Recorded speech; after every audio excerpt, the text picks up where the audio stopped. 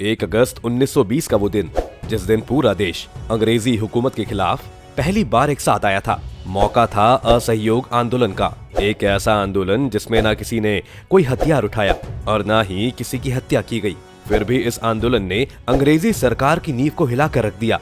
गांधी जी के नेतृत्व में ये आंदोलन एकदम सही दिशा में जा रहा था कि गांधी जी को अपने ही लोगों की वजह से यह आंदोलन वापस लेना पड़ा, क्योंकि अपने ही लोगों ने गांधी जी का सर शर्म से झुका दिया था। आखिर ऐसा क्या हुआ था इस आंदोलन में?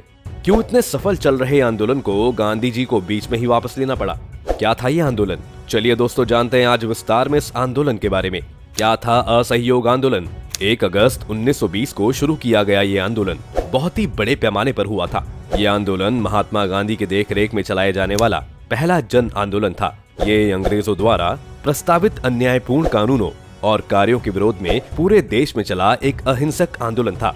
इसे अंग्रेजी सरकार को सबक सिखाने के लिए चलाया गया था। ये आंदोलन वैसे तो 1 अगस्त 1920 को शुरू हुआ था, लेकिन बाद में इस आंदोलन का प्रस्ताव कांग्रेस के कलकत्ता अधिवेशन यानी कि सेशन में 4 सितंबर 1920 को पारित हुआ, जिसके बाद कांग्रेस ने इसे अपने औपचारिक आंदोलन के रूप में एक्सेप्ट कर लिया। उन दिनों में हर भारतीय का एक ही सपना था और वो था आजादी पाना। इस आंदोलन का भी आखिरी उद्देश्य यही था, पर कहीं न कहीं ये असहयोग आंदोलन एक बड़े स्तर पर सोची समझी हुई रणनीति थी, जो कि अंग्रेजों के अत्याचारों से मुक्ति के लिए बनाई गई थी। लेकिन ये आंदोलन एकदम से शुरू नहीं किया गया था, बल्कि इसके शुरू होने के बहुत से कारण थे। चलिए दोस्तों, अब जानते हैं कि आखिर क्या कारण रहे थे इस आंदोलन के, जो इतने बड़े स्तर पर इसको चलाया गया। Number 1, first world war. First world war का इस आंदोलन के शुरू होने में एक बड़ा योगदान रहा। इस युद्ध के शुरू होने पर देश में महंगाई बहुत बढ़ गई थी। देश आर्थिक संकटों से जूझने लगा था। किसान, आम जनता, सभी को इस दौर से बहुत परेशानियों का सामना करना पड़ रहा था। इस वजह से भारत की जनता बहुत परेशान हो रही थी और ब्रिटिश सरकार इसमें कोई ठोस कदम नहीं उठा रही थी। एक और वजह थी कि ब्रिटिश सरकार भारतीय सैनिकों को युद्ध में भेज रही थी। इस युद्ध में भारत के सैनिक एक शर्त पर गए थे कि युद्ध समाप्त होने के बाद भारत में संवैधानिक सुधार की दिशा में कदम बढ़ाए जाएंगे, लेकिन ऐसा कुछ नहीं किया गया। लगभग 74,000 सैनिकों की बलि दी गई और बदले में कुछ भी नहीं दिया गया। Number 2, Rowlatt Act. जहां भारतीयों को युद्ध खत्म होने के बाद थोड़ी उम्मीद थी कि उनके साथ ब्रिटिश सरकार थोड़ा नरमी से पेश आएगी, वहीं ब्रिटिश सरकार एक ऐसा कानून लेकर आई जिससे भारतीय जनता में आक्रोश बढ़ गया, और वो कानून था रोलेट एक्ट। ब्रिटिश सरकार के अध्यक्ष सर सिडनी रोलेट की सेडिशन समिति ने रोलेट एक्ट का कानून बनाया था। इसको ब्रिटिश सरकार ने भारत के लोगों को कुचलने के लिए बनाया था। उन्होंने साल 1918 में युद्ध समाप्त होने के बाद देश में उनके खिलाफ क्रांतिकारियों द्वारा की जा रही गतिविधियों एवं आंदोलन को बदलने के लिए रोल्ट एक्ट कानून लाने का फैसला किया था, ताकि कोई भी भारतीय ब्रिटिशर्स के खिलाफ आवाज न उठा सके। ये एक ऐसा कानून था जिसमें ब्रिटिश सरकार को ये अधिकार था कि वो किसी भी भारतीय को बिना मुकदमे चलाए अदालत में और जेल में बंद कर सकते हैं। इसके अलावा मुकदमे के फैसले के बाद किसी को भी उच्च न्यायालय में अपील करने का अधिकार नहीं दिया गया था। इस तरह अंग्रेज भारतीयों को हर तरह से दबाना चाह रहे थे। इसके अलावा जिस व्यक्ति पर मुकदमा दर्ज किया गया है, उस इंसान को उसके खिलाफ मुकदमा दर्ज करने वाले का नाम जानने तक का अधिकार नहीं दिया गया था। इस एक्ट को बिना अपील, बिना वकील तथा बिना दलील का कानून भी कहा गया था। इसके साथ ही इसे काला अधिनियम एवं आतंकवादी अपराध अधिनियम के नाम से भी जाना जाता है। इसी के साथ इस एक्ट के तहत प्रेस की स्वतंत्रता को छीन लिया गया। ये एक्ट एक बहुत बड़ी वजह बना ब्रिटिश सरकार के सहयोग आंदोलन की शुरुआत करने में। महात्मा गांधी ने इस एक्ट के विरोध में 6 अप्रैल 1919 को एक देशव्यापी हड़ताल करवाई। दिल्ली में इस आंदोलन की बागडोर स्वामी श्रद्धानंद जी ने संभाली। लाहौर एवं पंजाब में भी भीड़ पर गोलियां चलाई गई। क्रांतिकारी स्वामी श्रद्धानंद एवं डॉक्टर सत्यपाल के बुलाने पर महात्मा गांधी दिल्ली की ओर चले। गांधी जी ने रोलेट एक्ट की आलोचना करते हुए इसके विरुद्ध सत्याग्रह करने के लिए सत्याग्रह सभा की स्थापना की। इसके अन्य सदस्यों में लाल दास, द्वारका दास, शंकर लाल बैंकर, उमर सोमानी, बीजी हरनिमंद आदि शामिल थे। इस एक्ट का जगह जगह विरोध किया गया। इस दौरान अंग्रेजों ने भी इस विरोध को दबाने में कोई कसर नहीं छोड़ी। जगह जगह से क्रांतिकारियों की गिरफ्तारी की गई और ऐसे में ही 2 क्रांतिकारियों को गिरफ्तार किया गया, और उन क्रांतिकारियों की गिरफ्तारी ने ही एक नए जनसंहार को जन्म दिया, जिसे सारी दुनिया जलियांवाला बाग हत्याकांड के नाम से जानती है। जी हाँ दोस्तों, जलियांवाला बाग हत्याकांड भी एक बड़ा कारण था असहयोग आंदोलन के शुरू होने का। बात तब की है जब सारा देश रोलेट एक्ट का विरोध कर रहा था। उस वक्त देश के 2 क्रांतिकारी डॉक्टर सैफुद्दीन किचलू और डॉक्टर सत्यपाल को गिरफ्तार कर लिया गया। 10 अप्रैल को गिरफ्तारी के विरोध में आंदोलनकारियों ने डिप्टी कमिश्नर के ऑफिस के बाहर प्रदर्शन किया तो उन पर गोलियां चला दी गई। बढ़ते तनाव के बावजूद आंदोलन को कुचलने के लिए 12 अप्रैल को आंदोलन के दूसरे कई नेताओं की गिरफ्तारी के आदेश जारी कर दिए गए। दिन था 13 अप्रैल 1919। उस दिन पंजाबी लोगों का खास त्योहार बैसाखी भी था। इस दिन इस बाग में इकट्ठा हुए लोगों की इस भीड़ में महिलाएं और बच्चे भी थे। रोलेट एक्ट और की जा रही गिरफ्तारी के खिलाफ विरोध प्रदर्शन के लिए ही ये सभा हो रही थी। उस समय जलियांवाला बाग की चारों तरफ बड़ी बड़ी दीवारें बनी हुई थी और वहाँ से बाहर जाने के लिए सिर्फ एक ही मेन गेट था। लोग रोलेट एक्ट के विरोध में भाषण सुन ही रहे थे कि अचानक वहाँ जनरल डायर पहुंचा और सभा को बंद करने का आदेश दिया। जनरल डायर वहाँ पर 50 गनमैन के साथ पहुंचा था और आते ही बिना कोई सूचना के गोली चलाने का आदेश दे दिया। ये फायरिंग लगभग 10 मिनट तक चलती रही और इसमें कुल 1650 राउंड गोलियां चलाई गई। ये मंजर इतना भयानक था कि देखते ही देखते वहाँ लाशों के ढेर बिछने लगे थे। जलियांवाला बाग उस समय मकानों के पीछे पड़ा हुआ एक खाली मैदान था। वहाँ तक जाने या बाहर निकलने के लिए केवल एक ही संकरा रास्ता था और चारों ओर मकान थे। कुछ लोग जान बचाने के लिए मैदान में मौजूद एकमात्र कुएं में कूद गए, पर देखते ही देखते वो कुआं भी लाशों से पट गया। ये जो मंजर हुआ था इसमें कई बेगुनाहों की जान गई। दोस्तों, अगर सरकारी आंकड़ों की माने तो सरकारी आंकड़ों के मुताबिक इस घटना में 200 लोग घायल हुए और 379 लोग शहीद हुए। वहीं अगर अनऑफिशियल आंकड़ों पर गौर फरमाया जाए तो इस घटना में 1000 से ज्यादा लोग मारे गए और 2000 से ज्यादा लोग घायल हुए थे। जनरल डायर ने लोगों को डराने के लिए ये हत्याकांड किया ताकि लोग आजादी की लड़ाई से पीछे हट जाएं। जनरल डायर और अंग्रेजी सरकार की ये धारणा गलत साबित हुई तथा पूरे देश में अंग्रेजी सरकार के खिलाफ आग और आक्रोश भड़क गया। इस हत्याकांड के बाद इस घटना के पीछे के कारणों और ऐसी स्थिति के लिए कौन जिम्मेदार है, इसके जांच के लिए एक समिति का गठन किया गया था। इस समिति का नेतृत्व लॉर्ड विलियम हंटर ने किया और इस समिति ने जलियांवाला बाग हत्याकांड के लिए जनरल डायर को जिम्मेदार पाया। इस समिति को हंटर कमीशन के नाम से जाना जाता है। इसके बाद भारतीयों ने आरोप लगाया कि ये खुलेआम पक्षपात है और बाद में भारतीयों ने स्पष्ट पक्षपात के कारण हंटर समिति की सिफारिशों को स्वीकार नहीं किया। इसलिए इस प्रीजुडिस का विरोध करने के लिए महात्मा गांधी ने ब्रिटिश सरकार द्वारा उन्हें दी गई केसरे हिंद की उपाधि को वापस करने का फैसला किया। और दोस्तों, माना जाता है कि ये घटना ही भारत में ब्रिटिश शासन के अंत की शुरुआत बनी। ये हत्याकांड इतना भयानक था कि कहा जाता है कि आज भी यहाँ पर खून के धब्बे मौजूद हैं। नंबर 4, खिलाफत आंदोलन। इन सब के बीच ही एक खिलाफत आंदोलन शुरू किया गया। इस आंदोलन की असली जड़ प्रथम विश्व युद्ध था। दरअसल उन दिनों टर्की मुसलमानों का धार्मिक स्थल माना जाता था। भारत सहित विश्व भर के मुसलमान तुर्की के सुल्तान को अपना आध्यात्मिक नेता खलीफा मानते थे। भारतीय मुसलमानों ने प्रथम विश्व युद्ध के दौरान इस विश्वास के साथ ब्रिटिश सरकार का समर्थन किया कि तुर्की साम्राज्य के पवित्र स्थान खलीफा को दे दिया जाएगा। प्रथम विश्व युद्ध के बाद तुर्क साम्राज्य विभाजित हो गया और तुर्की को अलग कर दिया गया तथा खलीफा को सत्ता से हटा दिया गया था। इससे मुसलमान नाराज हो गए तथा इसे खलीफा का अपमान माना। प्रथम विश्व युद्ध में जब टर्की को अंग्रेजों ने हराया था, मौलाना मोहम्मद अली और मौलाना शौकत अली, मौलाना आजाद, हकीम अजमल खान और हसरत मोहानी के नेतृत्व में खिलाफत आंदोलन के रूप में एक समिति का गठन किया गया था, जिसे खिलाफत समिति नाम दिया गया। हिंदू और मुसलमान ने मिलकर अंग्रेजी हुकूमत के खिलाफ चलाया था। इस आंदोलन ने हिंदू और मुसलमानों में एकता को बढ़ाने का भी काम किया।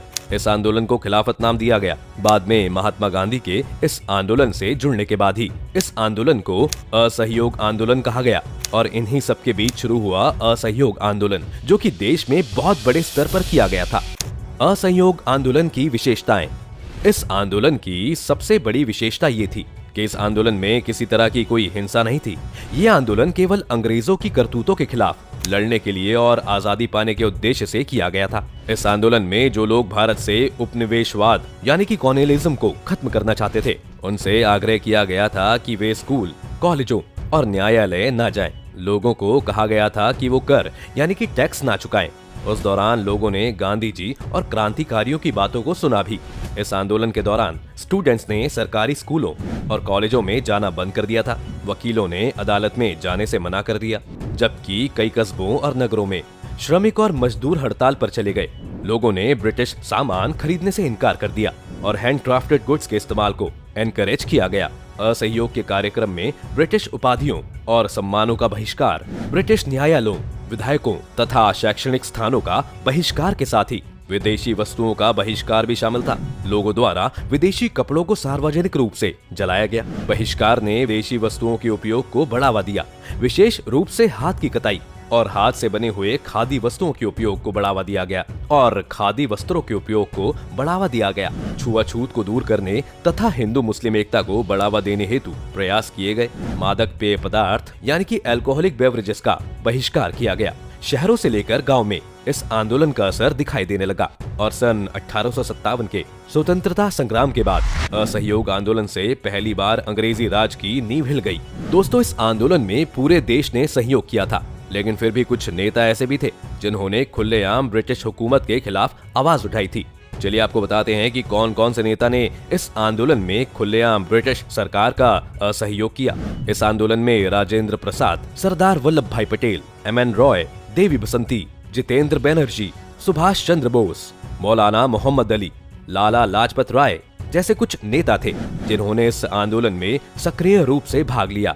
ये आंदोलन होने को तो अहिंसक था, लेकिन बाद में इस आंदोलन ने हिंसा का रूप ले लिया और कहीं न कहीं हिंसा की वजह से ही बाद में इस आंदोलन को खत्म कर दिया गया। आंदोलनकारियों ने, खास करके गांधी जी ने, ये आंदोलन चोरा चोरी हत्याकांड के बाद वापस ले लिया। इस कांड का भारतीय स्वतंत्रता आंदोलन पर बड़ा असर पड़ा। इसी कांड के बाद महात्मा गांधी काफी परेशान हो गए थे और बस इसी हिंसक घटना से दुखी होकर ये आंदोलन वापस लिया गया। क्या था चोरा चोरी हत्याकांड? चोरा चोरी उत्तर प्रदेश में गोरखपुर के पास एक कस्बा है, वहीं पर यह घटना हुई थी। 1922 में आंदोलित किसानों को चोरी चोरा में पुलिस वालों ने रोकने की कोशिश की। 4 फरवरी 1922 को किसानों व्यापारियों के इस आंदोलन को रोकने के लिए अंग्रेजों ने बल प्रयोग किया। अंग्रेजों की गोली से कई किसान ढेर हो गए। इसके बाद भीड़ का सब्र जवाब दे गया। लोगों ने चोरी चोरा थाने में आग लगा दी। इसमें थानेदार गुप्तेश्वर सिंह सहित 22 पुलिस वाले जिंदा जला दिए गए। और बस इस घटना में दुखी होकर अंत में महात्मा गांधी ने 12 फरवरी 1922 को बारदोली में कांग्रेस कार्य समिति में असहयोग आंदोलन वापस लेने की घोषणा कर दी। हालांकि इस आंदोलन के वापस लेने से युवा क्रांतिकारी बिल्कुल खुश नहीं थे। उनका मानना था कि जिस समय ये आंदोलन वापस लिया गया तब देश का जोश एकदम चरम पर था। यहाँ तक कि नेताजी सुभाष चंद्र बोस भी गांधी जी के इस निर्णय से खुश नहीं थे।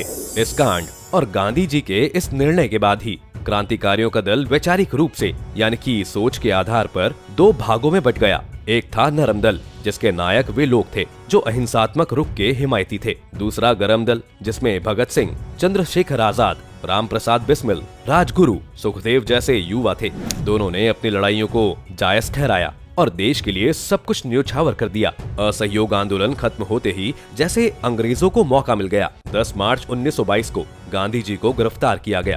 कई लोगों को हैरानी होती है, लेकिन अंग्रेजों ने गांधी जी के देशद्रोह का अपराध यंग इंडिया में प्रकाशित उनके 3 लेखों को बनाया था। ब्रिटिश सरकार के मुताबिक महात्मा गांधी ने 29 सितंबर 1921, 15 दिसंबर 1921 और 13 फरवरी 1921 को यंग इंडिया में 3 लेख लिखकर सरकार के खिलाफ असंतोष भड़काया था। इसके बाद महात्मा गांधी के लिखे गए वफादारी से छेड़छाड़, पहेली और इसके समाधान और प्रेतों को हिलाना लेखों को कोर्ट में पढ़ा गया था और बस इसी को आधार बनाकर अंग्रेजी हुकूमत गांधी जी को सजा देने पर उतारू हो गई। गांधी जी के इस मुकदमे की सुनवाई जज ब्रूमफील्ड ने की थी। आपको जानकर हैरानी होगी, पर गांधी जी को सजा सुनाने वाले जज भी उन्हें ये सजा देना नहीं चाह रहे थे। तारीख थी 11 मार्च 1922। सुबह का वक्त था। अहमदाबाद के सर्किट हाउस में जस्टिस सीएम ब्रूमफील्ड की अदालत में ऐसा नजारा था जिसको शायद ही किसी ने ऐसा सोचा होगा। कटघरे में खड़े थे महात्मा गांधी और सामने जज मुकदमे में क्रॉस एग्जामिनेशन शुरू होने का इंतजार कर रहे थे। जस्टिस ब्रूमफील्ड ने गांधी जी से पूछा कि क्या वो अपना गुनाह कबूल करते हैं या वकालत करने का दावा करते हैं। इस पर महात्मा गांधी ने कहा, मुझ पर लगाए गए सभी आरोपों के लिए मैं खुद को जिम्मेदार मानता हूँ।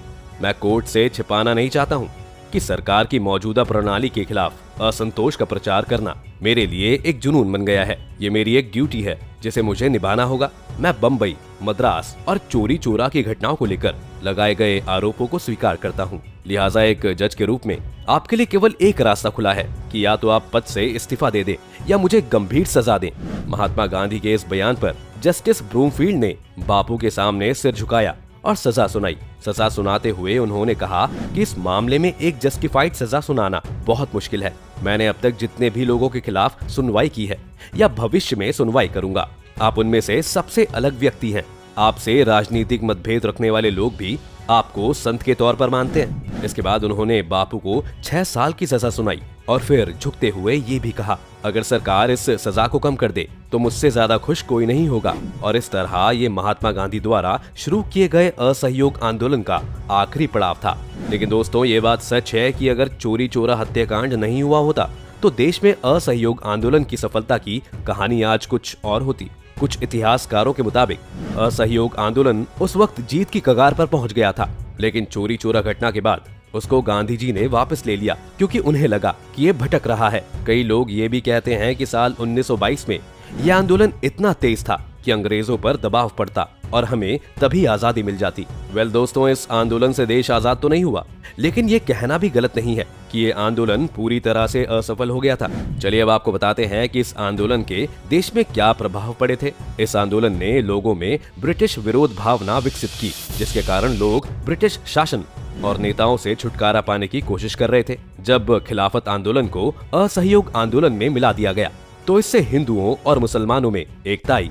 इस आंदोलन से ब्रिटिश वस्तुओं का बहिष्कार और खादी उत्पादों का प्रचार बढ़ा, जिससे भारत के लोगों को काम मिला। ये पहला आंदोलन था जिसमें बड़े पैमाने पर लोगों ने भाग लिया। इस आंदोलन से देश में एकता बढ़ी और हर तरह के लोग सब भेदभाव मिटाकर एक साथ आए। दोस्तों, ये था असहयोग आंदोलन। क्या लगता है आपको कि अगर उस वक्त गांधी जी ने वो आंदोलन वापस नहीं लिया होता तो क्या हमारे देश के हालात आज अलग होते?